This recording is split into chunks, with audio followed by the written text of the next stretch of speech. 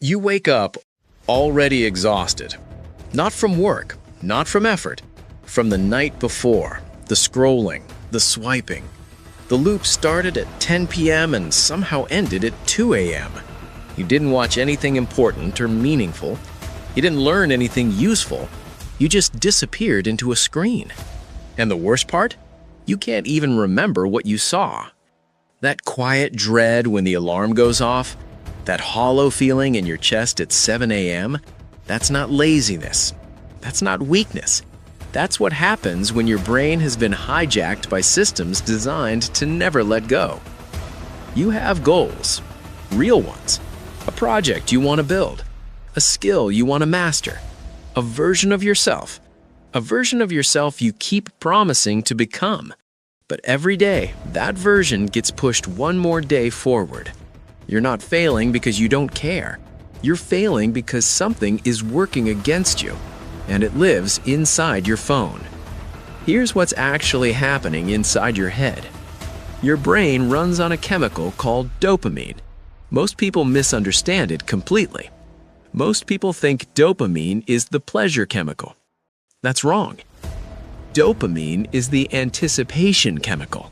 It's about expecting reward. It fires not when you get the reward, but when you expect it. Every notification, every swipe, every refresh, each one is a tiny pull on that dopamine trigger. Your brain doesn't know the difference between a meaningful goal and a scroll. It just chases the signal. In 2018, researchers at Harvard Medical School confirmed something alarming about social media's design. The unpredictable reward patterns of social media activate the same dopamine pathways as gambling.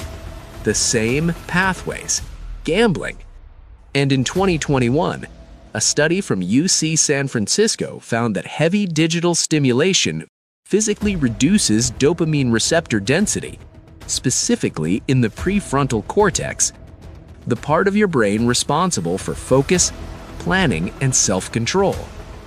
Think about that. In plain terms, the more you scroll, the harder it becomes to think clearly. Not metaphorically, biologically.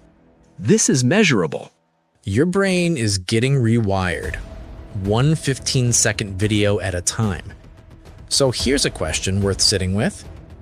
When was the last time you sat in silence for 5 minutes without reaching for your phone? Drop your answer below. Truth 1. You were not addicted to your phone. You are addicted to the escape it offers. The phone is just the door. What you're running from, boredom, anxiety, the discomfort of hard work, that is what keeps you going back endlessly. Until you face what you're avoiding, no app timer will save you. No screen limit will hold when discomfort calls. Truth 2. Low dopamine work is the only work that matters. Writing, deep thinking, practicing a skill, building something slow, none of that feels like a rush. It feels flat, uncomfortable, even pointless at first. That's entirely normal and expected. But that discomfort is not a sign you're doing it wrong. It's a sign your brain is actually healing. Every time you sit with that flatness and keep going anyway, you are rebuilding what the algorithm destroyed inside of you. Truth 3. Your environment is not neutral. If your phone is on your desk, it is costing you IQ points, even when the screen is off. A 2017 study from the University of Texas at Austin confirmed this unsettling reality. The mere presence of a smartphone reduces available cognitive capacity, even when it's face down and silent. Your willpower isn't the problem. Your setup is the problem. The arrangement of your space either protects your attention or silently drains it all day. Here's the lie you've been told: that focus is a personality trait, that some people just have it and others don't, that you are simply not a focused person. That's not a truth. That's a story, and stories can be rewritten. Focus is a skill, and like every skill, it responds to training. you can get better at it deliberately. Kobe Bryant didn't become the most disciplined athlete of his generation by relying on motivation.